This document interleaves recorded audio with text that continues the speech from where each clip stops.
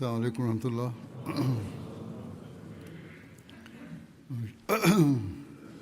أشهد أن لا إله إلا الله وحده لا شريك له وأشهد أن محمدا عبده ورسوله أما بعد فأعوذ بالله من الشيطان الرجيم بسم الله الرحمن الرحيم الحمد لله رب العالمين الرحمن الرحيم مالك يوم الدين إياك نعبد وإياك نستعين اهدنا الصراط المستقيم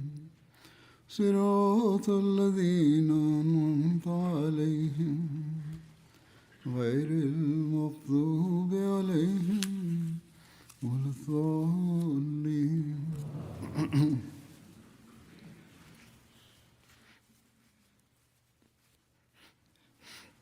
Bismillahirrahmanirrahim. Ṣùgbọ́n sọ wípé sallallahu alaihi wasallam. èrò tí òjíṣẹ́ ńlá Muhammad sallallahu alaihi wasallam mú wá sí ilé ayé, àfojúsùn rẹ̀ náà ni láti nígbàgbọ́ nínú Ọlọ́run ọba ọ̀kan ṣoṣo, láti jọ́sìn fún un, láti fi ìjọkan ṣoṣo rẹ̀ lọ́lẹ̀, kí ènìyàn sì ṣe ìgbìyànjú lé lórí. Bákan náà, kí èèyàn ṣe ẹ̀tọ́ àwọn ẹrúsìn Ọlọ́run ọba ọ̀hún. Lẹ́yìn èyí, ká wá jẹ́ àlùmọ̀ kan ṣoṣo tí a sì máa gbé pọ̀ pẹ̀lú ìrẹ́pọ̀ ìjọmọ ìyá. Ṣùgbọ́n ní òde òní, tó ń ti gbogbo ìpolongo wípé à ń ṣe kálímà, gbogbo wa là ń pe la ilaha illallah muhammad rasulullah tí a sì ní àmọ̀dájú nínú rẹ̀. Síbẹ̀ náà, ìpakasọ́pà láàrin wa, kò sí ìṣọ̀kan. Ìṣe wa kì í ṣe eléyìí tí ó lọ pẹ̀lú ìpolongo ẹ̀kọ́ tí à ń gún káàkiri. Lára báyìí ló fi jẹ́ wípé bí a bá ronú lé ipò àwùjọ àwọn mùsùlùmí ní òde òní, eléyìí jẹ́ nǹkan tí ó ń yọni lẹ́nu lọ́pọ̀lọpọ̀. Bó tilẹ̀ jẹ́ wípé àwọn orílẹ̀ mùsùlùmí kọ̀ọ̀kan wọ́n ní àwọn agbára àti ọrọ̀ lọ́dọ̀. Síbẹ̀ náà, tó ń ti gbogbo ìní yìí, wọn ò jámọ́ nǹkan kan níwájú àwọn alágbára ayé yòókù. Bẹ́ẹ̀ sì tún ni wọn ò tún ní ìgbìyànjú tó nítumọ̀ fún ìlọsíwájú ẹ̀sìn. Bákan náà, wọn ò tún ṣe àwọn ìgbìyànjú, a ò torí àwọn ìgbìyànjú eléyìí tó yẹ kí wọ́n ṣe ní ojú ọ̀nà ẹ̀sìn, a ò rí lọ́dọ̀ wọn. Eléyìí ni àbáyọrí rẹ̀ ṣe fojú hàn, gẹ́gẹ́ bí a ṣe ti sọ ní ìṣáájú wípé àwọn olódì ni wọ́n wá ń jàǹfààní ipò tí àwọn mùsùlùmí yìí wà báyìí. Torí náà, àwọn ìjọba mùsùlùmí, àwọn olóṣèlú wọn àti àwọn ọba wọn, ó ṣe kókó kí wọ́n wòye pé dípò káwọn kan máa wá àǹfààní ara tiwọn nìkan, kí wọ́n mọ̀ pé àwọn ní láti ṣe ìgbìyànjú wípé gẹ́gẹ́ bí àwọn ti jẹ́ ẹni tí ó wà ní ojúpọ̀nà Islam, àwọn gbọ́dọ̀ ní ìṣọ̀kan. Àwọn á sì ní láti ṣe gbogbo ìgbìyànjú lórí eléyìí. Nígbà tí a bá ṣe báyìí, ìgbà náà ni a ó lè bọ́ lọ́wọ́ àkọlù ọmọ aráyé. Ìgbà náà sì ni a ó lè fi iyì ọmọnìyàn wa lọ́lẹ̀. Ìgbà òun náà ni a ó lè dẹ́kun ìpààlà eléyìí tí àwọn agbára àwọn olódì ń dálẹ̀ láàrin wa. Báyìí, mo fẹ́ kí ọmọ aráyé ronú lé lórí wípé sànmọ́nì tí a wà yìí, kí ni ètò tí Ọlọ́run bá gan ṣe fún wa ní pàtó? Kí sì ni ètò àtọ̀run wá eléyìí tó ṣe pé bí a bá ṣiṣẹ́ tọ̀ tí a sì gbà fún, a ó lè bọ́ lọ́wọ́ àwọn ohun tí ò tọ́ yìí. A wà tàtàrí bẹ́ẹ̀ di ẹni tí ó wà nínú mílà kan, ojúpọ̀nà kan ṣoṣo. Ètò tí Ọlọ́run bá ṣe, òun náà ní pé ó fi Màsíù Máúdù ránṣẹ́ kí a lè bá jẹ́ àlùmọ̀ kan ṣoṣo. Ó wá pèpè fún wa láti ronú jinlẹ̀. Nígbà tí a bá ronú lórí eléyìí, ìyẹn àwọn orílẹ̀-èdè mùsùlùmí káàkiri, àwọn mùsùlùmí kálẹ̀ kiri. Nígbà tí wọ́n bá ronú lórí eléyìí, ìgbà wọn ni wọn yóò lè dẹ́kun gbogbo àwọn fìtínà, tí wọn yóò lè bọ́ lọ́wọ́ àwọn fìtínà eléyìí tí wọ́n ń gbé takò wọ́n. Bó ti wù ú rí, àwa tí àwa jẹ́ Ahmadi, ìgbìyànjú tiwa àti àdúrà wa náà ní pé kí Ọlọ́run bá fi ìṣọ̀kan sí àárín àlùmọ̀ mùsùlùmí, kó sì dóòlà wọn nínú gbogbo àwọn ìwà ìbàjẹ́ àti yánpọnyánrin eléyìí tí wọ́n ti kóra wọn sí páńpẹ́ rẹ̀. Bí nǹkan ti ń lọ káàkiri ayé fún òdiwọ̀n ìgbà díẹ̀ sẹ́yìn ni mo ti ń sọ léraléra. Ní ìṣáájú tẹ́lẹ̀, èèyàn ń wòye pé bóyá àwọn orílẹ̀ Europe àti àwọn orílẹ̀ yòókù ní ilẹ̀ ìwọ̀ oòrùn ayé nìkan ni wọn yóò fa eléyìí, ṣùgbọ́n bí wọ́n ti ń fà lóòótọ́, bí wọ́n ti ń fa wàhálà yìí, àwọn orílẹ̀ mùsùlùmí fúnra wọn náà, àwọn náà ń kópa nínú tí ó ń ṣokùnfà wàhálà yìí. Torí náà ló fi jẹ́ pé àwọn ẹni ọ̀hún wọ́n ti rí pé àwọn dá wàhálà lẹ̀ ní àwọn orílẹ̀ mùsùlùmí kẹ̀rẹ̀kẹ̀rẹ̀. Wọ́n á jẹ́ kí wọ́n wá bẹ̀rẹ̀ sí ní rúná sí àwọn wàhálà tí wọ́n ti dálẹ̀ yìí.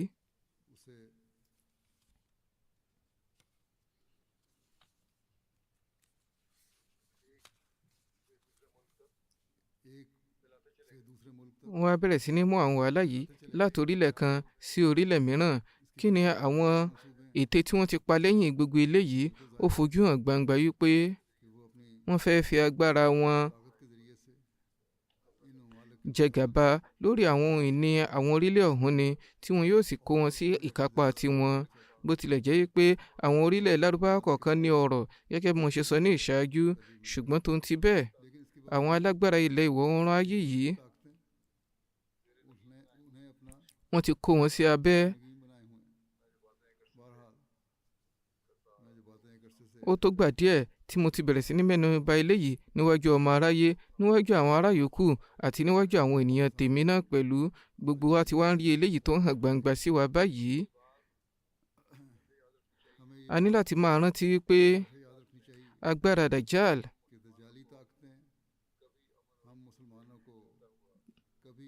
kò ní láéláé fẹ́ láti rí àwa mùsùlùmí ká máa gbé nínú ààbò àti àlàáfíà. Ohun àfojúsùn rẹ̀ tó jẹ́ ètò rẹ̀ nígbà gbogbo náà ni kó rí i pé wàhálà ń bẹ́lẹ̀ láwùjọ àwọn mùsùlùmí. Agbára Dajjal tẹ̀síwájú láti máa tanni jẹ nígbà gbogbo wípé ilẹ̀ Lárúbáwá, níbikíbi tí ọrọ̀ epo àbí àwọn ọrọ̀ mìíràn bá ti wà, a máa bá yín dá májẹ̀mú wípé a fi ààbò lọ́lẹ̀ fún yín. Ṣùgbọ́n òdodo tó wà níbẹ̀ ni wípé ohun kan mìíràn ni wọ́n ń pètepèrú rẹ̀. Eléyìí tó ti wá fojú hàn gbangba sí ọmọ aráyé ní òní, ó ti wá di iṣẹ́ tiwa kárí pé ní òde òní ká wólẹ̀ níwájú Ọlọ́run ọba pẹ̀lú ìjírẹ̀bẹ̀, ká ṣe àdúrà fún àwọn àwùjọ mùsùlùmí ní pàtó. A nílò eléyìí lọ́pọ̀lọpọ̀ báyìí. Bí ẹ bá wòye sí ogun tí ó ń lọ ní àárín gbùngbùn ìlà oòrùn ayé ní òde òní, ọ̀pọ̀lọpọ̀ àdéhùn ni ó ti wà nílẹ̀. Orílẹ̀ Amẹ́ríkà ó ti fi àwọn ìdó ológun rẹ̀ lọ́lẹ̀ káàkiri ní àwọn orílẹ̀ mùsùlùmí. Ṣùgbọ́n fún kíni? Ṣé láti bá dáàbò bo àwọn orílẹ̀ mùsùlùmí ọ̀hún ni? Ewu wo ló ń bẹ fúnlẹ̀ Lárúbáwá tẹ́lẹ̀? Àwọn ẹni ọ̀hún fúnra wọn ni wọ́n dá àwọn ewu ọ̀hún sílẹ̀. Wọ́n wá fi ìwòye kan lọ́lẹ̀ yìí pé ẹ̀yin ẹni yìí ẹ ti wà nínú ewu o, torí náà ẹ ní láti ṣètò ààbò. Láti wá ṣètò ààbò yìí, a ní láti fi àwọn ìdó ológun ọ̀hún sọ́dọ̀ yín. Wọn ò sì ní láéláé lo àwọn agbára ọ̀hún láti dẹ́kun ewu eléyìí tí ó bá dé bá àwọn orílẹ̀ mùsùlùmí ọ̀hún.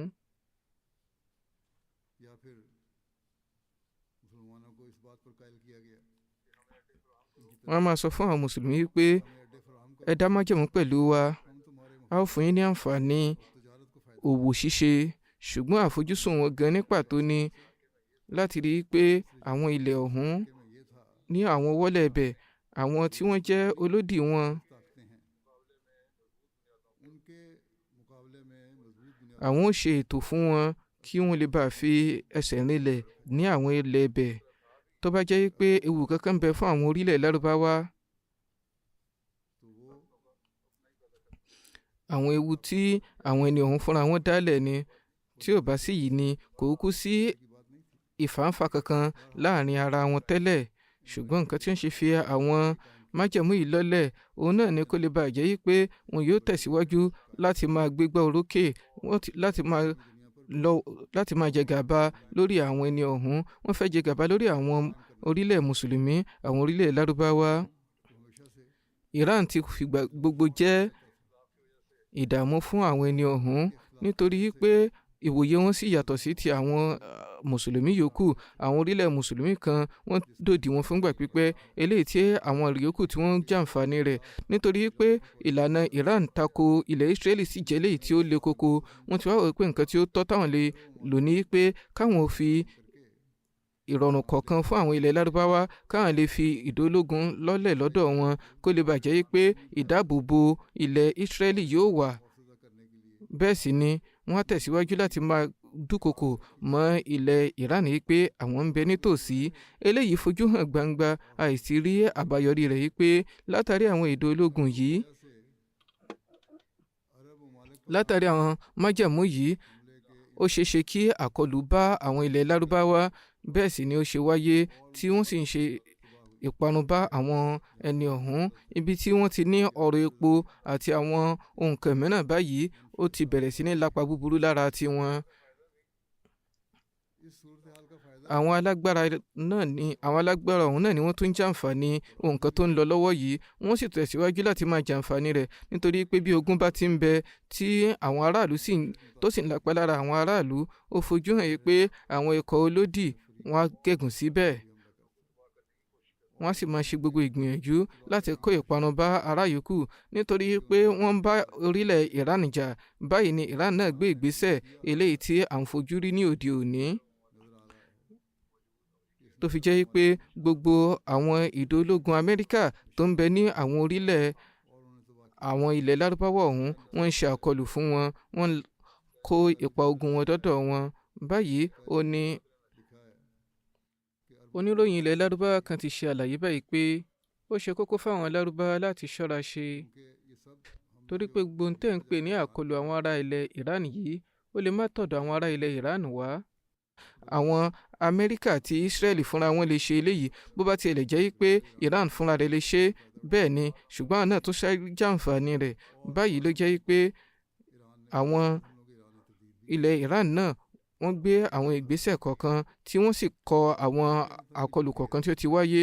Bẹ́ẹ̀ ni wọ́n ti fi hàn pé ó ṣeéṣe kó jẹ́ pé Amẹ́ríkà àti Israeli wọn yóò yọwọ́ nínú ogun yìí. Báyìí wọ́n á wá da ojú àwọn orílẹ̀ mùsùlùmí kóra wọn, eléyìí tí àwọn fúnra wọn ń fẹ́. Ada Khalifatu Masih kẹrin rahimahullah ta'ala láti mẹ́nuba eléyìí ìkìlọ̀ yìí fún wa nígbà ogun Iraq ìṣáájú wípé yánpọnyánrin yìí á tẹ̀síwájú láti máa lọ káàkiri orílẹ̀ ayé. Báwo ni bá ṣe dára bó bá jẹ́ pé àwọn àwùjọ mùsùlùmí ayé gbọ́ àgbọ́yé eléyìí ni. Ẹ wá wòye sí i. Pẹ̀lú ogun Iraq tí ó wáyé, wọ́n ṣe gbogbo ìgbìyànjú láti rí i pé wọ́n dá ohun búburú lẹ̀ láàrin àwọn orílẹ̀ mùsùlùmí yòókù náà. Wọ́n dá yánpọnyánrin sílẹ̀ láàrin wọn.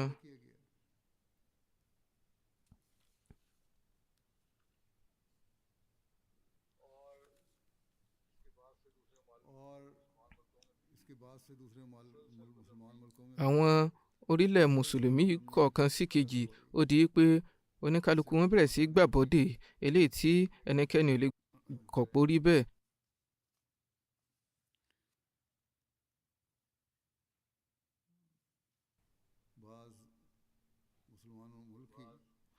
Báyìí wọ́n á mú àwọn orílẹ̀ mùsùlùmí láti máa dojúkọ ara wọn gẹ́gẹ́ bí a ti ń rí. Gẹ́gẹ́ bí mo ṣe sọ, àwọn ìgbàbọ̀dè yìí àwọn agbára ilẹ̀ ìwọ̀ oòrùn ayé ọ̀hún náà ni wọ́n ń dá sílẹ̀.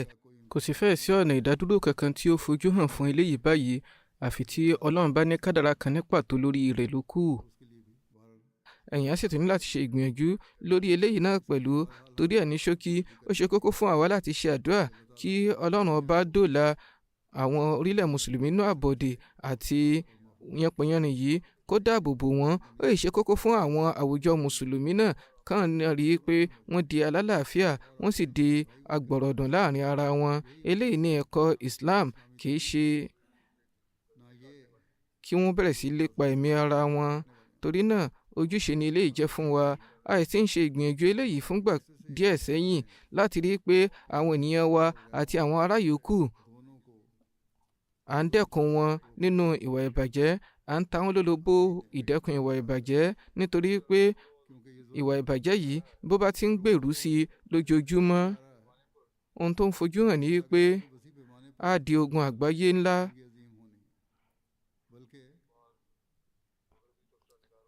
Àwọn oníwòye ilẹ̀ ìwọ̀ oòrùn ayé gan wọ́n ti wòye sí pé ogun àgbáyé ti bẹ̀rẹ̀. Èmi náà ti mẹ́nuba eléyìí ní ṣáájú, ṣùgbọ́n tó bá sì jẹ́ pé àwọn orílẹ̀ mùsùlùmí lásìkò yìí sì ṣe làákàyè, tí wọ́n sọyè, tí wọ́n ní ìṣọ̀kan, tí wọ́n sì ní ìfọwọ́sowọ́pọ̀, wọ́n sì tún lè bọ́ lọ́wọ́ àkọlù fìtínà Dajjal. Ẹ wòye sí ohun tó ń lọ ní ilé ayé. Ọ̀pọ̀lọpọ̀ ewu ni ó wà nílẹ̀. Gẹ́gẹ́ bí mo ṣe sọ ní ìṣáájú, oníkálukú ni ó ń wòye sí ohun tóun fẹ́ jẹ láǹfààní. Nígbà tó bá sì di pé ìmọ̀tara ẹni nìkan bá gbòkè tán, ọmọnìyàn ò ní ronú sí nǹkan mìíràn. A kàn máa ronú nípa tara ti ẹnìkan ni. Fún ìdí èyí, ó ṣe kókó láti wòye pé bí a bá ní láti dẹ́kun wàhálà ní ilé ayé, kò kàn ní mọ lórí pé a ná ní ẹ̀tọ́ tiwa nìkan. A ní láti ṣètò ọmọ aráyé náà pẹ̀lú. Bí àwọn orílẹ̀ mùsùlùmí bí wọ́n bá gbọ́ àgbọ́yé tí àwọn tí wọ́n sì wà ní ilẹ̀ ìwọ̀ oòrùn nínú wọn, tí wọ́n bẹ̀rẹ̀ sí ní bára wọn sọ̀rọ̀ yìí pé àwọn ní láti fi àwọn ẹ̀tọ́ wọn kọ̀ọ̀kan sílẹ̀ láti fi àlàáfíà lọ́lẹ̀, ṣùgbọ́n àwọn ò tiẹ̀ wulẹ̀ fi ẹ̀tọ́ tiwọn sílẹ̀, ẹ̀tọ́ ará yòókù ni wọ́n ń jẹ mọ́lẹ̀. Ẹ ní láti sọ fún wọn wípé ẹ̀yin náà ní láti ṣe déédéé o. Nígbà náà ni àlàáfíà yóò lè lọ́lẹ̀ ní ilé ayé. Gẹ́gẹ́ bí mo ṣe sọ nípa rẹ̀, mo ti ń pe ìtóyè àwọn ẹni yìí sí léraléra nígbà díẹ̀, ó ti tó gbà díẹ̀ báyìí, ṣùgbọ́n àwọn ẹni ọ̀hún wọ́n á kàn máa tẹ́tí gbọ́, wọ́n á máa sọ wípé ẹ̀yin sọ̀rọ̀ tínú nípa ọmọ aráyé, ìròrí òdì ni wípé ogun yóò bẹ́ sílẹ̀ ní ilé ayé, ṣùgbọ́n àwọn fúnra wọn báyìí wọ́n ti padà bẹ̀rẹ̀ sí ní gbàfà fún ohun tí mo ti sọ, tó jẹ́ pé ohun kan tí a rò pé kò ṣeé ṣe ní ọdún péréte sẹ́yìn, ó ti di nǹkan tí ó ti bọ́ sílẹ̀ báyìí, tí ó ti ṣeé ṣe, ogun ọ̀hún sì ti bẹ̀rẹ̀. Àwọn oníwòye nínú wọn tí wọ́n jókòó sí ilẹ̀ Amẹ́ríkà àti Yúróòpù, àwọn fúnra wọn náà ti bẹ̀rẹ̀ sí ní kọ sílẹ̀ yìí pé ìpìlẹ̀ ogun àgbáyé ti bẹ̀rẹ̀ báyìí, á sì tẹ̀síwájú láti máa gbèrú títí tí yóò ṣe di pé àwọn ẹni yìí fún òdiwọ̀n ìgbà tí wọ́n bá sì ń ṣe ìgbìyànjú láti jẹ àǹfààní tiwọn nìkan, kò sí ìwòye láti dẹ́kun wàhálà tí ó ń lọ yìí, torí pé bí ogun bá ti bẹ́ sílẹ̀, oníkálukú á máa wòye sí àǹfààní tiẹ̀. Báyìí ogun tí ó ń lọ, bá a bá sọ pé Amẹ́ríkà ló bẹ̀rẹ̀ àkọlù lórí Iran, ṣùgbọ́n Iran náà ó ti kìlọ̀ fún wọn yékéyéké ní ìṣáájú pé bí ẹ bá ṣe àkọlù fún wa, gbogbo ìdó ológun tó wà ní ilẹ̀ Lárúbáwá eléyìí tí ẹ ti fi lọ́lẹ̀ fún àwọn àfojúsùn tí yín, ní báyìí wọn ò ní jàǹfààní ọ̀hún mọ́, torí pé a ṣe àkọlù fún wọn. Iran ti sọ yékéyéké bí ogun sì ti bẹ̀rẹ̀.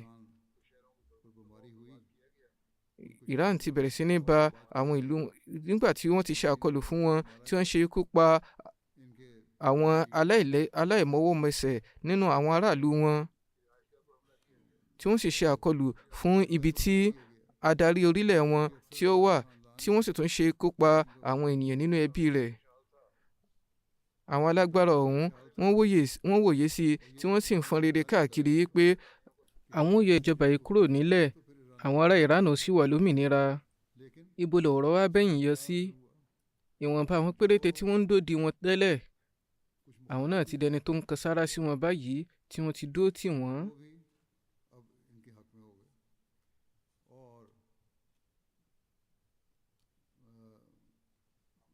Ọ̀gbẹ́ni Khomeini àbí òǹkà yòówù tí orúkọ rẹ̀ bá jẹ́, ó ti di pé ó ti di àfikúnṣẹ̀rí lójú àwọn ọmọ aráyé.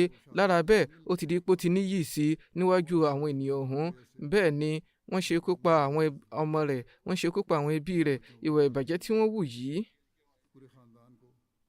wọ́n ní wọn yóò fi yí ìjọba dání, ṣùgbọ́n dípò rẹ̀ níṣe ni wọ́n tún wá ń pọ́n wọn lé sí i, níṣe ni ọmọ aráyé tí ń bọ̀wọ̀ fún wọn sí i.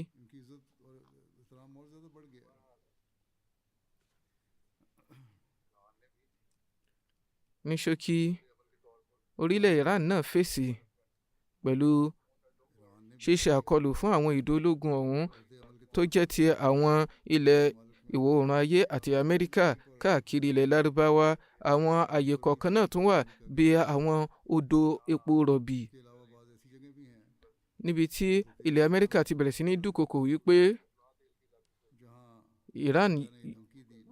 bí Iran bá ṣe àkọlù fún ibi báyìí báyìí, àwọn náà yóò ṣe báyìí báyìí.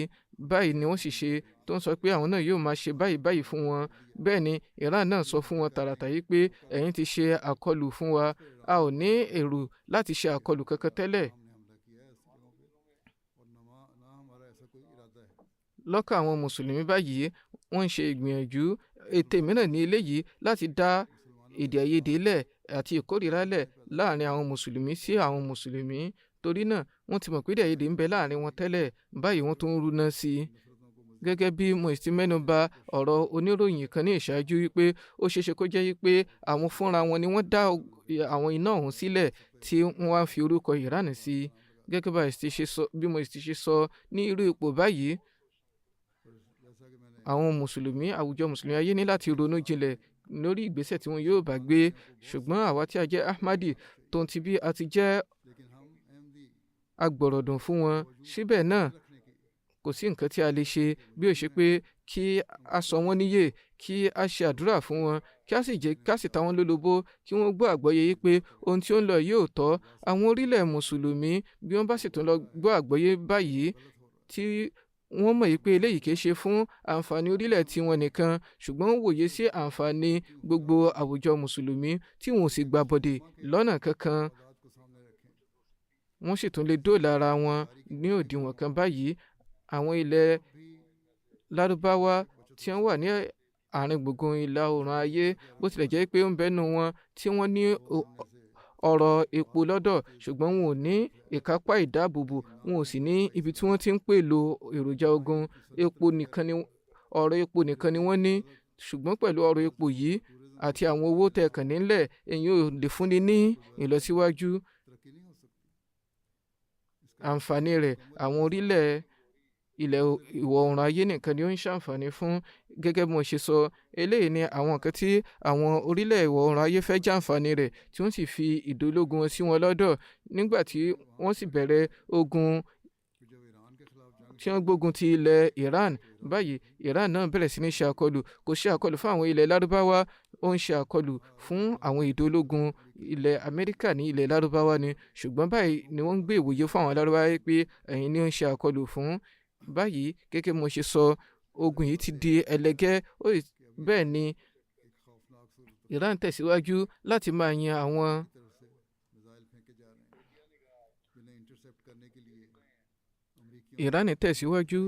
máa yan àwọn kànnàkànnà olóró tiẹ̀ sọ́dọ̀ wọn. Ṣùgbọ́n àwọn alálàyé ti jẹ́ kó yé ni wípé bí Iran bá ti yan kànnàkànnà olóró tí owó rẹ̀ lọ ní $2.5 mílíọ̀nù mọ́ mílíọ̀nù dọ́là ni yóò jẹ́ lọ́dọ̀ àwọn Amẹ́ríkà láti kojú àwọn kànnàkànnà olóró ọ̀hún. Báyìí ni àwọn oníwòye ti fi hàn yí pé tí a bá wòye sí nípa ti ọrọ̀ ajé, Amẹ́ríkà ni àánú rẹ̀ ń kò. Ṣùgbọ́n ìwòye lásán ni eléyìí, torí pé àwọn alágbára ọ̀hún wọ́n ti ṣe ìṣirò ohun gbogbo sílẹ̀, wọ́n ti ní ìwòye sílẹ̀, wọ́n sì pa ètò ìpèrò wọn ní ọ̀nà tó pé. Mi ò wòye sí pé àwọn alágbára ọ̀hún wọn yóò gbé gbèsè àti àánú ọ̀hún lórí ara wọn, bí ó ṣe pé wọn yóò gba owó rẹ̀ lọ́dọ̀ àwọn ilẹ̀ Lárúbáwá ní pé ẹ̀yin là ń dáàbò bò. Ní apá kan, wọ́n ti àwọn odò epo rọ̀bì wọn, bẹ́ẹ̀ ni nǹkan wọ́n sí ọ̀wọ́n gógó ń wọ epo. Síbẹ̀ náà wọ́n á tún ní àwọn ní kí wọ́n san àwọn owó àánú tí wọ́n kò. Látara bẹ́ẹ̀ ló di pé àwọn ọrọ̀ ajé àwọn ibi àkójọ ọrọ̀ ajé tiwọn á bẹ̀rẹ̀ sí ní dínkù títí tí yóò ṣe dópin. Lọ́nà bẹ́ẹ̀ ọ̀pọ̀lọpọ̀ àrùn ni yóò jẹ́ ti àwọn ilẹ̀ lárúbáwá, bó tilẹ̀ jẹ́ pé àwọn ilẹ̀ ìwọ̀ oòrùn ayé ọ̀hún àwọn náà kó àwọn àrùn kọ̀ọ̀kan, ṣùgbọ́n èyí tí ó pọ̀ jù òun náà ni ti àwọn ilẹ̀ lárúbáwá. Ìbá dára bí wọ́n bá gbọ́ àgbọ́yé ní àsìkò yìí. Ẹ wá wòye sí ní àsìkò yìí, ẹni tí ó jẹ́ ààrẹ orílẹ̀ Amẹ́ríkà báyìí, ó ń fi àwọn ètò tí ó ti tò ó ń fi hàn báyìí. Eléyìí kìí ṣe nǹkan tó ṣẹ̀ṣẹ̀ pé ló rẹ̀, nǹkan tó ti wà lẹ́mìí rẹ̀ fúngbà pípẹ́ ni wípé ibikíbi tí ó bá fẹ́ kí ó ṣe ìgbìyànjú láti jẹ gàba níbẹ̀, á ṣe ìgbìyànjú kí wọ́n ṣe ìgbìyànjú láti wá àwáwí kan sí òmíràn pé nítorí nǹkan báyìí làwọn ṣe lọ dógun sílẹ̀. Báyìí ẹni tí ó jẹ́ igbákejì ààrẹ Amẹ́ríkà ní àsìkò yìí gan, ó ti sọ débi wípé kódà bí orílẹ̀ báyìí ò bá tún pawọ́pọ̀ pẹ̀lú àwọn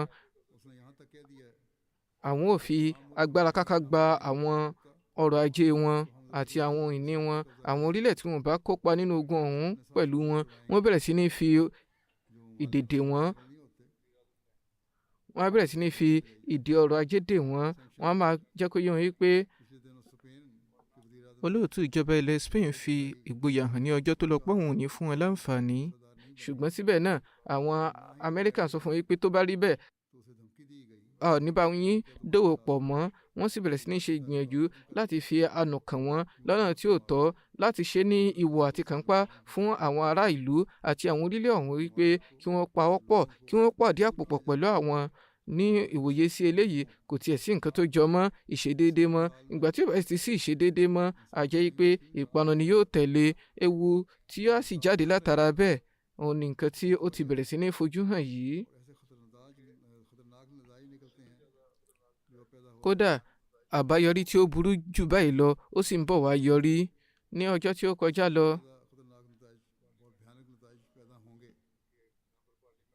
ní European Parliament, ìkan nínú àwọn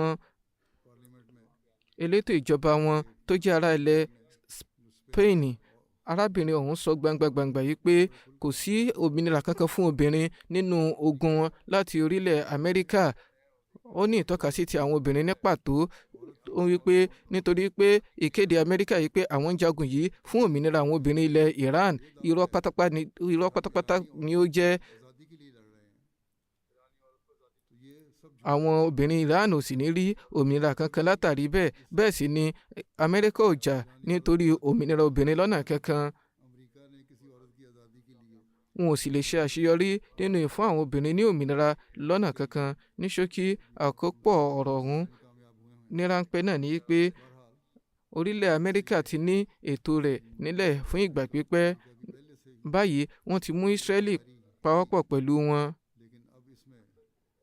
láti rí i pé ètò ọ̀hún ó lọ́lẹ̀, ó dúró gbẹngbẹn. Àwọn ilẹ̀ lárúbáwá àtàwọn orílẹ̀ mùsùlùmí wọn ò gbọ́ àgbọ́yé yìí pé agbára káká, ète, ọ̀nà ẹ̀tọ́, ọ̀nà dajjal ni wọ́n fẹ́ gbà láti mú àwọn dojúkọ ara wọn lọ́nà tí yóò jẹ́ pé àwọn máa gbógun ti orílẹ̀ mùsùlùmí mìíràn. Àwọn mùsùlùmí wọn yóò máa bá àwọn mùsùlùmí jà. Ní ṣókí, Russia àti China ti ní ìpawọ́pọ̀ tiwọn. Ìpawọ́pọ̀ yìí sì nìyí á tẹ̀síwájú láti máa gbòòrò, á tẹ̀síwájú láti máa tóbi sí i. Bẹ́ẹ̀ ni wọn yóò di alágbára ńlá. Àwọn orílẹ̀ mùsùlùmí ti wá á tẹ̀síwájú láti máa jẹ́ pápá ogun báyìí nítorí pé àwọn ni wọ́n ní àwọn nǹkan lọ́dọ̀ tí àwọn ẹni ọ̀hún tí wọ́n fẹ́ jẹ mọ́lẹ̀. Ìbá dára ni kí àwọn mùsùlùmí gbé eléyìí yé kí wọ́n sì ṣe làákàyè. Amẹ́ríkà àti àwọn Ísírẹ́lì ń sọ pé nǹkan tí àwọn ṣe àkọlù fún Iran ni pé ó ní èrò báyìí bí àwọn bá fún ní àǹfààní yóò ṣe nǹkan tí ó fẹ́, yóò ní ohun ìjà atom. Eléyìí ni ìwòye tí wọ́n sọ pé àwọn fi lọ́lẹ̀ yìí pé bí àwọn ò bá ṣe bẹ́ẹ̀ nǹkan báyìí ni yóò wáyé. Gbogbo eléyìí ó kàn jẹ́ ọ̀nà ìkànpá lásán ni. Àwọn fúnra wọn tí wọ́n jẹ́ àwọn alálàyé láti ilẹ̀ ìwọ̀ oòrùn ayé gan náà wọ́n ti jẹ́ kí ó yé ni káàkiri pé ìbá Iran jà kìí ṣe nǹkan tí ó rọrùn bí wọ́n ṣe ń wòye sí i torí pé Iran jẹ́ orílẹ̀ tí ó tóbi tó sì ní agbára bẹ́ẹ̀ sì ni ó lè dúró ti ìjà fún ìgbà pípẹ́ bó tilẹ̀ jẹ́ pé gbogbo aráàlú ayé ni ìnira rẹ̀ yóò kàn ṣùgbọ́n àwọn tí ó kàn jù náà ni àwùjọ àwọn mùsùlùmí ní ilẹ̀ Lárúbáwá. Ohun tó wá bani lọ́kàn jẹ́ jù ni pé àwọn mùsùlùmí ọ̀hún fúnra wọn ni wọ́n jẹ́ kí wọ́n máa ta ẹ̀jẹ̀ mùsùlùmí sílẹ̀.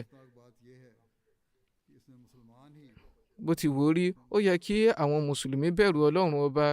Ọ̀gọ̀ọ̀rọ̀ àwọn ẹni tí wọ́n mọ̀ mẹsẹ̀ ni wọ́n ti ṣe ikú pa. Àwọn onímọ̀ ní ilẹ̀ ìwọ̀ oòrùn ayé fúnra wọn ti ń kọ wípé bí Amẹ́ríkà àbí Ísírẹ́lì bí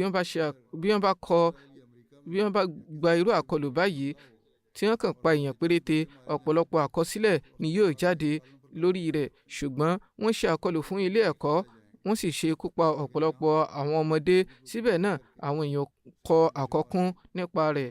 Wọ́n ti ṣe bẹ́ẹ̀ ní Palestine ní ìṣáájú, wọ́n sì ti ń ṣe bẹ́ẹ̀ ní Iran nísìn. Ohun tó fojú hàn ni wípé ẹ̀mí àwọn mùsùlùmí ò jámọ́ kankan níwájú wọn. K'Ọlọ́run bá fún àwọn mùsùlùmí ní làákàyè, kí wọ́n ṣe làákàyè, kí wọ́n lè pera wọn jókòó, kí wọ́n ṣe ìgbìyànjú láti yanjú èdè àìyedè wọn. Bí wọ́n bá ń polongo ìjọkànṣoṣo Ọlọ́run ọba láti fi ìjọkànṣoṣo Ọlọ́run ọba hàn lọ́lẹ̀, ó yẹ kí wọ́n ní ìṣọ̀kan. Kì í ṣe pé wọn yóò bẹ̀rẹ̀ sí ní wá bí wọ́n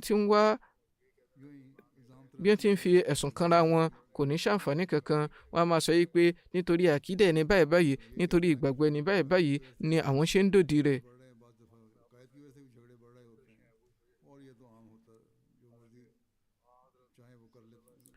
Tó sì jẹ́ pé òjíṣẹ́ ńlá sallallahu alaihi wasallam jẹ́ aláàánú débi wípé àwọn sàábé wọ́n ṣe àlàyé wípé níwájú òjíṣẹ́ ńlá sallallahu alaihi wasallam wípé ẹni báyìí báyìí alágàbàgebè ni. Wọ́n á máa sọ wípé lóde wọn ìgbà tí ó bá ń ṣe la ilaha illallah kò sí nǹkan tí mo lè ṣe fún un. Torí náà ẹ̀yin náà ẹ ò gbọ́dọ̀ pè ní alágàbàgebè, ẹ gbọ́dọ̀ pè ní mùnáfìkì. Torí náà ìfàǹfà lórí ohun pẹ́pẹ̀pẹ́ báyìí ẹ̀yin náà ni ewu rẹ̀ ń kàn. Kí Ọlọ́run bá fún àwùjọ àwọn mùsùlùmí ní làákàyè bí wọ́n bá gbọ́ àgbọ́yé báyìí wípé nítorí wọn ò gbọ́dọ̀ wá dòdì Iran nítorí pé ìwòye wọn ṣọ̀tọ̀ọ̀tọ̀ nìkan. Bí ẹ bá fẹ́ fi ìjọkànṣoṣo Ọlọ́run ọba lọ́lẹ̀, ohun tí Islam torí ẹ̀ wáyé ni ìjọkànṣoṣo Ọlọ́run ọba. Torí náà ẹ ní láti ṣe ìgbìyànjú lé lórí. Ẹ gbọ́dọ̀ mú àwọn alágbára ayé ní olúwa yín nítorí pé gbogbo agbára tí Ọlọ́run ọba ní í ṣe. Bí ẹ bá wò pé àwọn alágbára ayé ni ohun gbogbo jẹ́ mọ́ lọ́dọ̀ wọn, a jẹ́ pé wọn yóò gba àwùjẹ ilẹ̀ mùsùlùmí lẹ́yọ kọ̀ọ̀kan. Bẹ́ẹ̀ sì ni gbogbo ìjọba tẹ̀rù pẹ́ nílẹ̀ lásìkò yìí yóò tún dópin. Fún ìdí èyí àsìkò láti ṣe làákàyè ní ilé ìjẹ́ fún yín. Ẹ wólẹ̀ níwájú Ọlọ́run ọba. Àwọn ẹni ayé ọ̀hún wọ́n ti bà àlàáfíà ayé jẹ́, pàápàá jùlọ tàwùjọ àwọn mùsùlùmí. Wọn yóò sì tẹ̀síwájú láti máa ṣe bẹ́ẹ̀. Ọlọ́run bá fún àwọn mùsùlùmí ní ìtọ́sọ́nà nínú àlùkùránì. Ó ń sọ pé wa in ta'ifatani minal mu'minina iqtatalu fa aslihu baynahuma fa in bagat ihdahuma ala al-ukhra fa qatilu allati tabghi hatta tafi'a ila amrillah fa in fa'at fa aslihu baynahuma bil adli wa aqsitu inna allaha yuhibbul muqsitin. Bí ikọ̀ méjì láàrin àwọn onígbàgbọ́ bí wọ́n bá jà, ẹ ṣe ìpẹ̀tùsí láàrin wọn. Bó bá jẹ́ pé dípò ìpẹ̀tùsí ìkan tó ń ṣe àkọlù fún èkejì, ẹ̀yin yòókù ẹ pawọ́pọ̀ láti dojúkọ ẹni tí ó ré kọjá ààlà. Ẹ kojú ẹni tí ó ré kọjá ààlà títí tí yóò ṣe darí síbi àṣẹ Ọlọ́run ọba. Bí ó bá ti wá darí sí ibi àṣẹ Ọlọ́run ọba, ẹ ṣe ìpẹ̀tùsí láàrin àwọn méjèèjì tí wọ́n ń jà pẹ̀lú déédéé. Ẹ sì ṣe déédéé torí pé Ọlọ́run bá nífẹ̀ẹ́ àwọn tí wọ́n ń ṣe déédéé. Eléyìí ni ìtọ́ka tí ó ṣe kókó fún àlàáfíà ayé lápapọ̀. Ó tún wá ṣe kókó fún àwọn mùsùlùmí láti ṣiṣẹ́ tọ̀ ní pàtó nítorí pé àṣẹ yìí wà tààràtà, ìtọ́sọ́nà wà tààràtà fún àwọn mùsùlùmí náà àlùkùránì ni. Bí wọ́n bá ṣe àmúṣe eléyìí, àwọn ètò tí ó ń bẹ ní àwọn orílẹ̀ mùsùlùmí káàkiri, bí àwọn elétò ọ̀hún bí wọ́n bá gbé àwọn ojúṣe wọn ṣe bó ti yẹ kí ó rí. Nǹkan tẹ́ ní láti fi sórí ẹ̀mí yín ni pé nígbà tẹ́ bá ń ṣe ìpẹ̀tùsí, ẹ ò gbọ́dọ̀ fi ìfẹ́kùfẹ́ tiyín sọ́kàn nǹkan tẹ́ ní láti wòye ni pé kí ni nǹkan tí ó fa yánpọnyánrin. Nǹkan tí ó sì fà á òun náà ni pé àwọn agbára Dajjal wọ́n fẹ́ mú wa dojúkọra wa. Ètò àjọ ìṣọ̀kan ayé tí wọ́n fi lọ́lẹ̀, àwọn náà wọn ò tún ṣe ìgbìyànjú wọn lọ́nà kankan, níṣe ni wọ́n tún ń sọ̀rọ̀ takò wọ́n. Torí náà bí a bá wòye tayọ ìfẹ́kùfẹ́ tiwa àti ìfẹ́ ti orílẹ̀ wa nìkan, ìgbà náà ni a ó lè bọ́ lọ́wọ́ ewu yìí. Àfẹ̀jẹ́ bẹ́ẹ̀ a tẹ̀síwájú láti máa wà nínú páńpẹ́ ète Dajjal ni. Fún ìdí èyí, ó ṣe kókó fún àwọn orílẹ̀ mùsùlùmí kí wọ́n kóra jọ, kí wọ́n ronú papọ̀. Lẹ́yìn náà Ọlọ́run bá sọ wípé innamal mu'minuna ikhwa fa aslihu bayna akhwaykum wattaqullaha la'allakum turhamun. Èyí ni pé ìbáṣepọ̀ mùsùlùmí, ìbáṣepọ̀ láàrin àwọn mùmìnì, ìbáṣepọ̀ ọmọ ìyá ni. Ẹ sì ṣe ètò ìpẹ̀tùsí láàrin àwọn ọmọ ìyá yín. Ẹ sì páyà Ọlọ́run ọba kí ẹ lè bá rí àánú gbà. Bí èdè àìyedè bá ti ń bẹ láàrin àwọn mùsùlùmí, irú eléyìí tí wọ́n sọ pé ń bẹ láàrin Iran àti àwọn orílẹ̀ mùsùlùmí mìíràn, àwọn orílẹ̀ lárúbáwá mìíràn àbáwọn orílẹ̀ mùsùlùmí kan ní èdè àìyedè láàrin ara wọn, kí wọ́n ní láti wòye sí pé nǹkan tí ó jẹ́ ìbáṣepọ̀ àwọn ní pàtó òun náà ni ìjọmọ̀ ìyá nínú Islam. Torí náà àwọn ohun èdè àìyedè pẹ́pẹ́pẹ́ yìí ò gbọ́dọ̀ fi òpin sí ìjọmọ̀ ìyá yìí. Àwọn orílẹ̀ mùsùlùmí sì ní láti wòye sí eléyìí ní pàtó. Bí wọn bá ṣe bẹ́ẹ̀, gẹ́gẹ́ bí wọ́n ṣe ti sọ, àwọn agbára olódì Islam wọ́n tẹ̀síwájú láti máa jàǹfààní rẹ̀. Ó ṣe kókó fún àwọn orílẹ̀ lárúbáwá àti Iran ní pàtó kí wọ́n wá ọ̀nà ìpẹ̀tùsí. Orílẹ̀ China àti àwọn orílẹ̀ mìíràn bíi Pakistan náà wọ́n ti fi ìwòye tiwọn lọ́lẹ̀, ìgbésẹ̀ tiwọn lọ́lẹ̀ láti fi àlàáfíà lọ́lẹ̀. Ìbáṣe pé àwọn mùsùlùmí lè gbọ́ àgbọ́yé eléyìí kí Olúwa fún wọn ní làákàyè. Ṣùgbọ́n ojúṣe tiwa ni wípé àwọn mùsùlùmí àti àwọn tí wọn ò mọ́wọ́ mẹsẹ̀ nínú tó ń lọ ní pàtó yìí, kí a ṣe àdúrà fún wọn, kí a má kàn ṣe àdúrà fúnra wa nìkan nínú oṣù Ramadan tí ó ń lọ yìí. Kí a ṣe àdúrà fún àwọn àlùmọ̀ mùsùlùmí, kí Ọlọ́run bá fún wọn ní làákàyè, pàápàá jùlọ àwùjọ àwọn mùsùlùmí, kí Olúwa fi àlàáfíà lọ́lẹ̀, kí wọ́n yé lépa ẹ̀mí ara wọn. Bí àwọn ènìyàn ṣe ń bára wọn jà tí wọ́n ń para wọn lọ́nà tí ò tọ́ yìí, eléyìí ni ó fà tí wọ́n ṣe ń kó ìbínú Ọlọ́run ọba. Àwọn ènìyàn wọn ò ní kó àánú ní ilé ayé yìí nìkan, wọ́n á tún kó àánú ní ọjọ́ ìgbéǹde náà pẹ̀lú. Torí náà ó ṣe kókó kí àmójútó kó wà fún eléyìí, kí a sì ṣe àdúrà ní pàtó,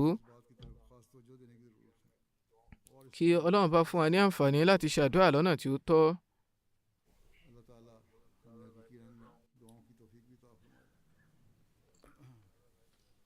Ní ìní àwọn jẹ̀nẹ́sà gẹ́gẹ́ kan náà ń bẹ tí a ò kí nípa ti àwọn olóògbé kan tí màá mẹ́nu bàbá yìí.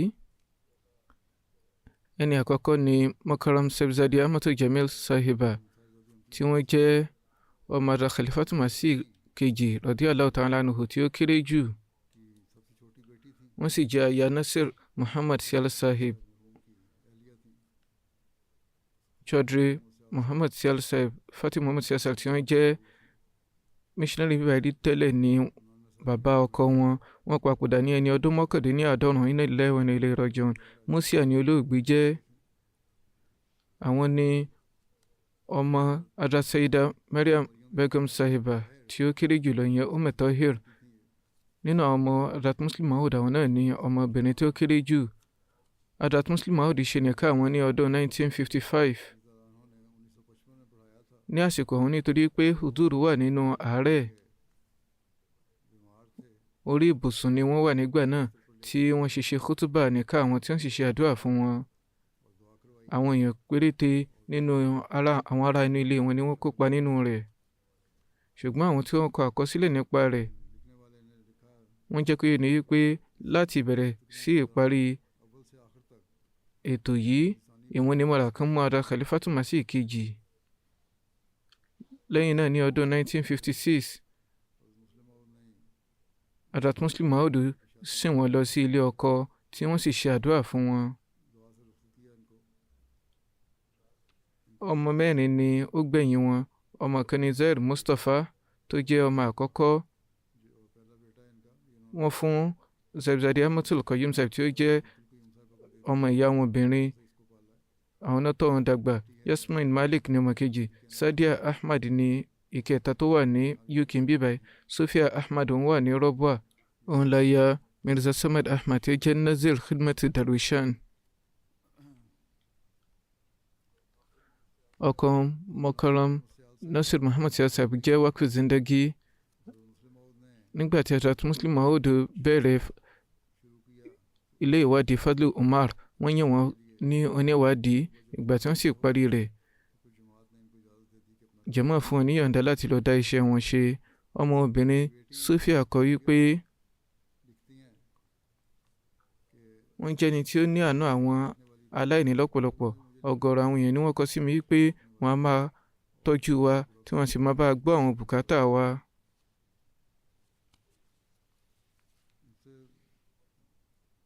nígbà kékeré wọn, àwọn ìṣẹ̀lẹ̀ kan bẹ nípa wọn pẹ̀lú Hazrat Muslim Maud. Hazrat Muslim Maud sì ní àwọn àlákọ̀ọ́kan nípa wọn náà tí máa mẹ́nu bà, eléyìí tí ó múni mọ̀ nípa àwọn nǹkan tí ó ti lọ ní ìṣáájú nípa ìgbésí ayé wọn. fúnra wọn ni wọ́n ṣe àlàyé láti ní ìtọ́ka sí bí Hazrat Muslim Maud ṣe máa mójútó àwọn ìlànà àti àpọ́nlé tí wọ́n ní fún àwọn tí wọ́n bá jẹ́ òṣìṣẹ́ jàmáà tó. bí bàtà Hazrat Muslim Maud bá wà níta, wọ́n á bá wọn nù ú. báyìí àwọn náà kó bàtà wọn síbẹ̀ lọ́jọ́ kan. Hazrat Muslim Maud mú bàtà wọn wọlé, wọ́n béèrè pé ta ló ní bàtà yìí. wọ́n ń bínú lásìkò ọ̀hún, torí náà kò sẹ́ni tí ó lè dáhùn. wọ́n á sọ lẹ́yìn pé ó dára, ẹ sọ̀rọ̀, ta ló ní, mi ò ní sọ nǹkan kan fún un. báyìí àwọn dáhùn bó ti jẹ́ pé ọmọ wọn ni wọ́n jẹ́ lọ́dọ̀ wọn wípé tèmi ni. Hazrat Muslim Maud sọ fún wọn pé bí ò bá lè nu bàtà rẹ kó fún mi, máa bẹ́ẹ̀ nu, ṣùgbọ́n má jẹ́ jẹ́ iṣẹ́ àwọn ọmọ jàmáà, àwọn òṣìṣẹ́ jàmáà. ní ṣókí wọ́n jẹ́ni tí a máa ṣe ìjùsílẹ̀ tí wọ́n sì máa tọ́jú àwọn aláìní. ọmọbìnrin sọ pé nígbà tí mo rí àkọsílẹ̀ ìwé wọn nínú àwọn ibi tí wọ́n máa kóyè sí, mo rí ọ̀pọ̀lọpọ̀ àkọsílẹ̀ tí wọ́n ṣe nípa àwọn aláìní tí wọ́n gbọ́dọ̀ tí wọ́n máa ṣe àránṣe fún léraléra nígbàdégbà. nígbà tí wọ́n jẹ́ ọmọ ọdún 7, ìyá wọn Hazrat Maryam Sahiba, ìyẹn Umm Tahir Sahiba, wọn papòdà. Hazrat Muslim Maud kọ wípé a gbé olóògbé dé ilé Sheikh Bashir Ahmad Sahib.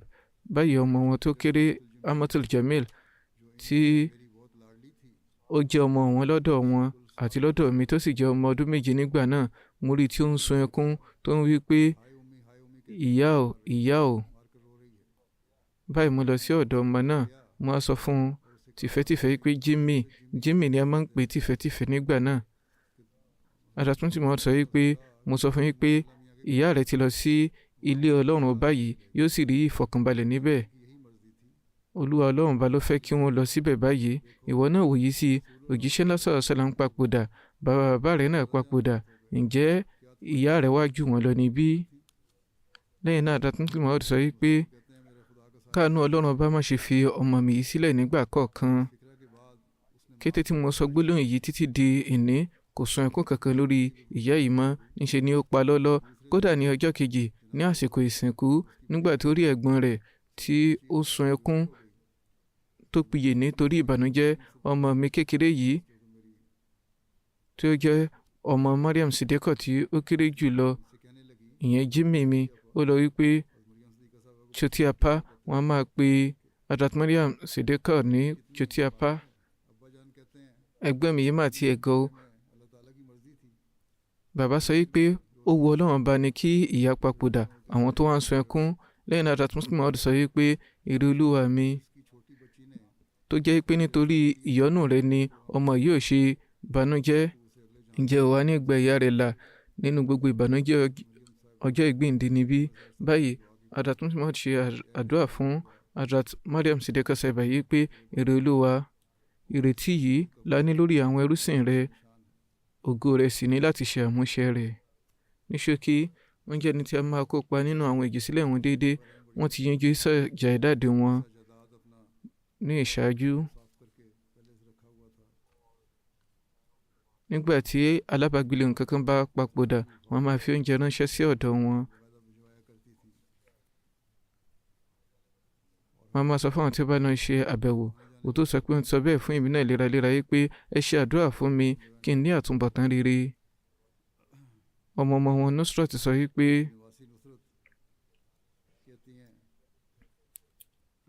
màmá wa wọ́n ti ṣe ètò sílẹ̀ fún ìrun ṣáájú àsìkò, wọ́n á sì máa jókòó de àwọn ènìyàn.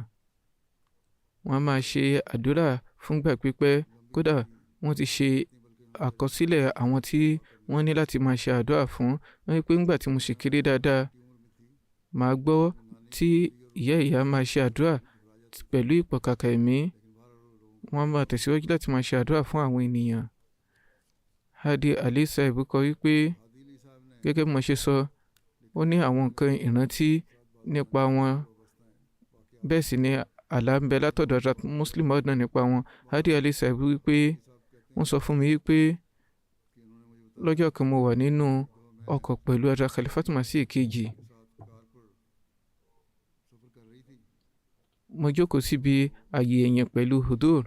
báyìí mo rí tí Hudur bẹ̀rẹ̀ sí ní ka Hazrat Muslim Maud bẹ̀rẹ̀ sí ní ka kankan ní orí ọmọ àkáwọ́ wọn. wọ́n á bèrè pé bàbá kí lẹ̀ ń kà yìí? wọ́n á dá mi lóhùn pé mò ń ka gbogbo òdiwọ̀n àwọn mubaligin tí mo ní láti ní káàkiri ayé ni. mo sì rí i pé irú ọ̀kẹ́ àwọn mubaligin báyìí ni a nílò ó kéré mọ́ láti jẹ́ kí ọmọ aráyé mọ Islam òdodo. eléyìí ni ìwúrí tí a máa wà ìpọkàkà tó ń bẹ lẹ́mìí Hazrat Muslim Maud tó hàn nínú ìgbàwá yìí. àlá Hazrat Muslim Maud kan náà wá rí, nítorí pé ó jẹ mọ́ wọn ni mo ṣe mẹ́nu bà á. ní oṣù kẹfà ọdún 1948 ni àlá yìí wáyé. wọ́n wí pé ní oṣù kẹfà mo wà ní Nasirabad ní Sindh. níbẹ̀ mo rí sóró kan tí ó ga tí ó sì funfun, ó jọ bí sóró ti Qadian. níbi ìpìlẹ̀ òkè rẹ̀ mo rí ọmọ mi Amatul Jamil tí ó jókòó síbẹ̀ pẹ̀lú ìfarabalẹ̀. ó sì na ẹsẹ̀ rẹ̀, ó ń fi ẹsẹ̀ rẹ̀ yí. báyìí ni mo rí òkè sóró ọ̀hún tí mo rí pé ilẹ̀kùn tó wà ní ibi àjà òkè rẹ̀ jù. mo rí ejò ńlá kan níbẹ̀ tí ó gùn lọ́pọ̀lọpọ̀, tí ó sì tóbi. ó jẹ́ aláwọ̀ ọ̀bẹ̀dò. báyìí ni ó gbé orí rẹ̀ sí ìta tí ó ń bọ̀. mo kàn mẹ́nu bà ní ráńpẹ́ ni, àlàyé rẹ̀ gùn tí tó fi di pé ó dé ibi tí ó sọ̀kalẹ̀ sí níbi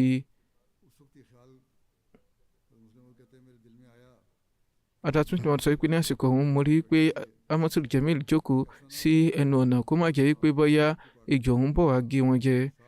báyìí ni ẹ̀rù tó ń bà mí pé bí ọmọbìnrin yìí bí ó bá lọ sún á ṣubú á sì gbọgbẹ́. báyìí mo bẹ̀rẹ̀ sí ní ṣe àdúrà tẹ̀mítẹ̀mí.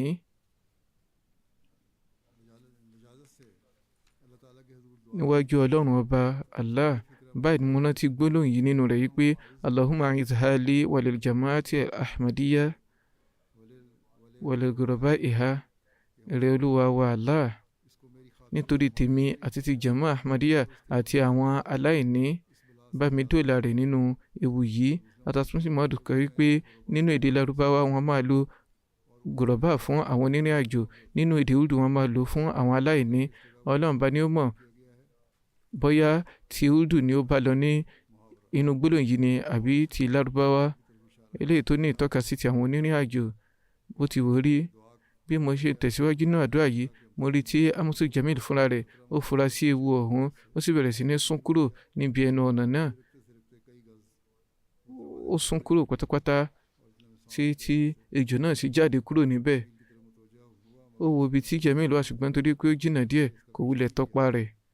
báyìí òun sọ̀kalẹ̀.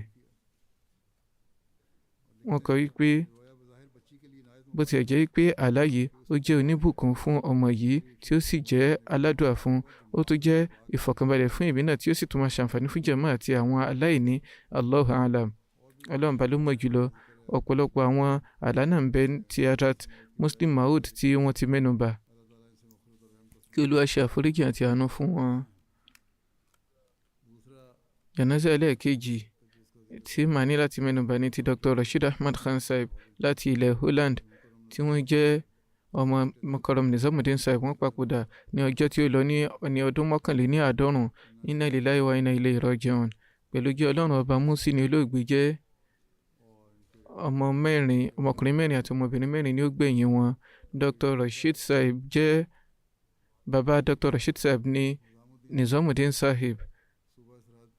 Àwọn sì ni àbúrò Dr. Fatihudeen Sahib tí wọ́n jẹ́ Amir Frontier Province ní ìṣáájú. Látàrí wọn sì ni Ahmadiyya ṣe wọ inú ẹbí wọn.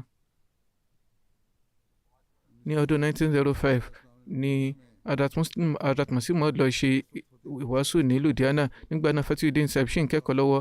Àwọn olùkọ́ wọ́n kọ̀ kíkankíkan fún àwọn akẹ́kọ̀ọ́ yìí pé wọn ò gbọ́dọ̀ lọ síbẹ̀ nítorí pé onídán ni wọ́n jẹ́ tí idán wọn yóò sì mú wọn. Báyìí nírú àwọn ẹ̀sùn tí wọ́n máa fún àwọn òjíṣẹ́. Àwọn àfáwọn sì fún Hazrat Masih Maud náà nírú ẹ̀sùn yìí. Ní ṣókí Fatihudeen Sahib sọ wípé àwọn lọ gbọ́ ìbánisọ̀rọ̀ Hazrat Masih Maud alayhi salatu wasalam.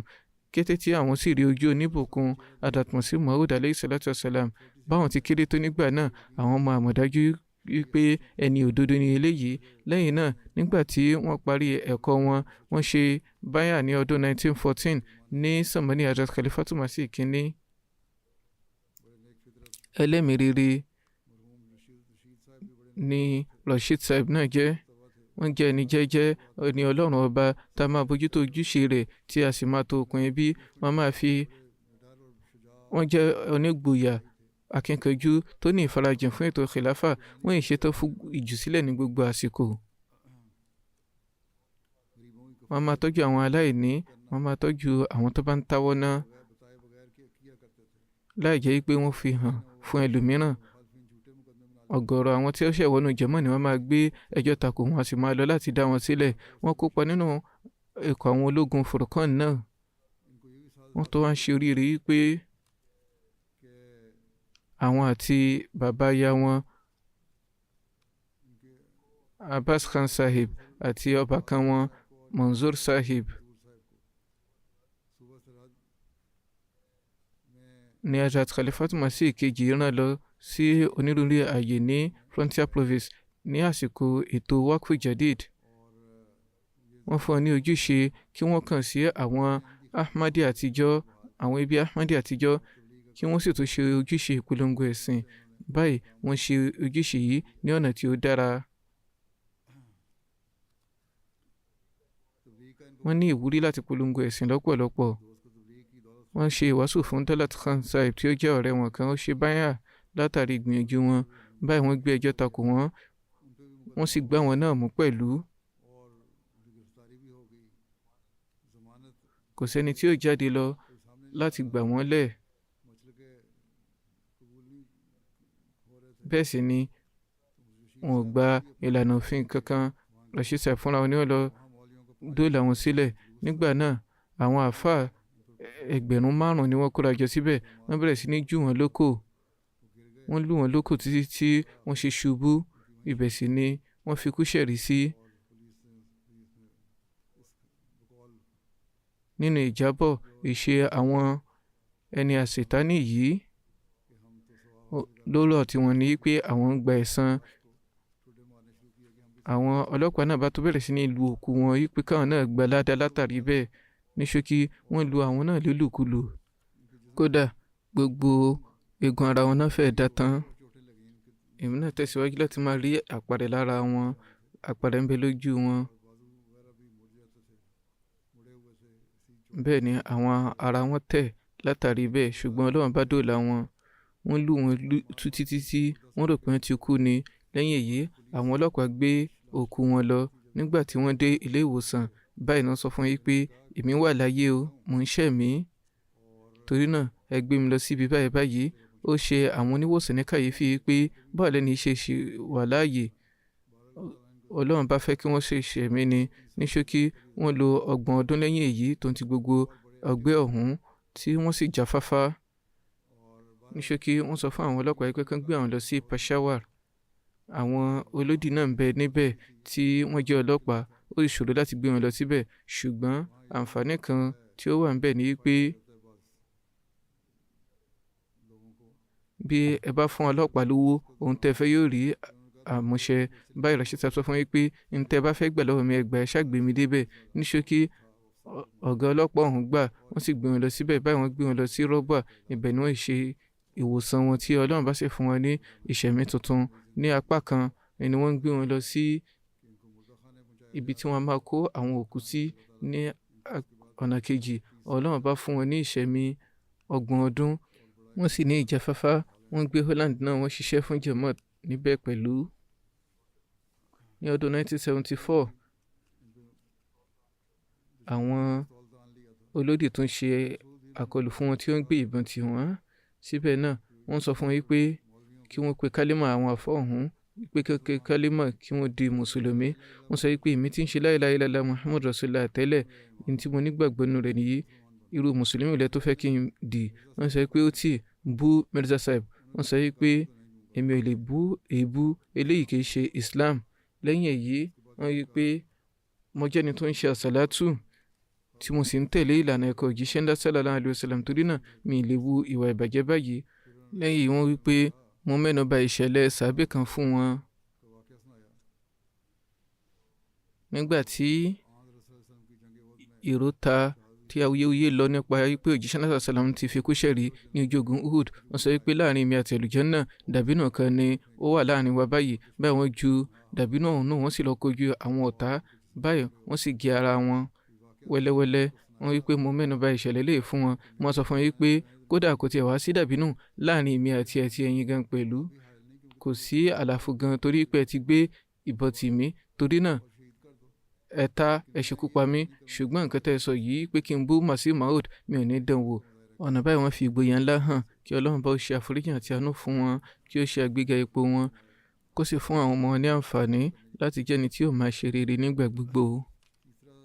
Jánásà ẹlẹ́ẹ̀kẹta ni ti Mukarrama Zainab Bibi Sahiba, tí wọ́n jẹ́ aya Bashir Ahmad Sahib olóògbé, tí wọ́n ti jẹ́ imam mọ́ṣáláṣí Sheikh 275 Kartarpur rí, tí wọ́n sì tún jẹ́ ààrẹ jẹ̀mọ́ ọ̀hún. Wọ́n papòdà ní ọjọ́ tó lọ lẹ́yìn ọdún 96. Inna lillahi wa inna ilayhi raji'un. Pẹ̀lú ojú Ọlọ́run ọba Musa ni olóògbé jẹ́.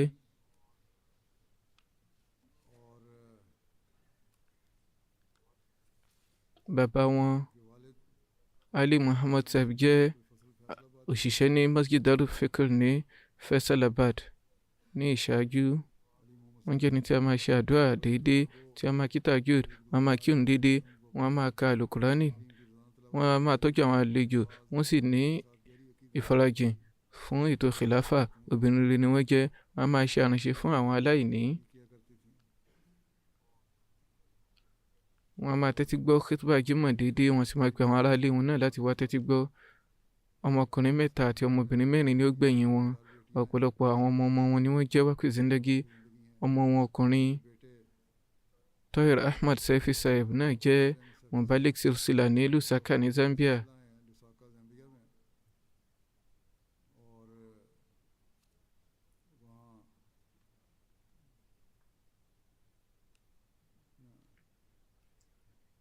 Oti, ọmọ wọn obìnrin Amatu Rashid Sahiba ní aya Mubalik Silsila tí ó wà ní Lusaka. Ìgbà tí ìpapòdà ìyá yìí wáyé, Lusaka ni wọ́n wà. Torí náà ọmọbìnrin yóò ní àǹfààní láti kópa nínú jánásà ìyá wọn.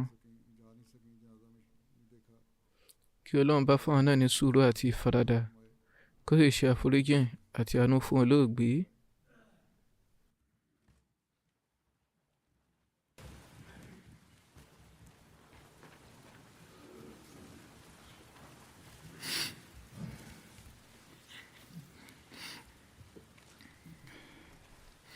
الحمد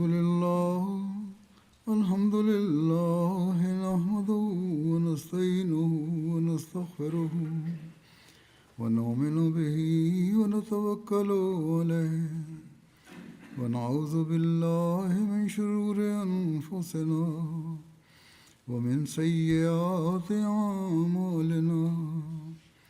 من يهده الله فلا مضل له ومن يضلل فلا هادي له ونشهد أن لا إله إلا الله ونشهد أن محمدا عبده ورسوله عباد الله رحمكم الله إن الله يأمر بالعدل والإحسان وإيتاء ذي القربى وينهى عن الفحشاء والمنكر والبغي يعظكم لعلكم تذكرون اذكروا الله يذكركم وادعوه يستجب لكم ولذكر الله أكبر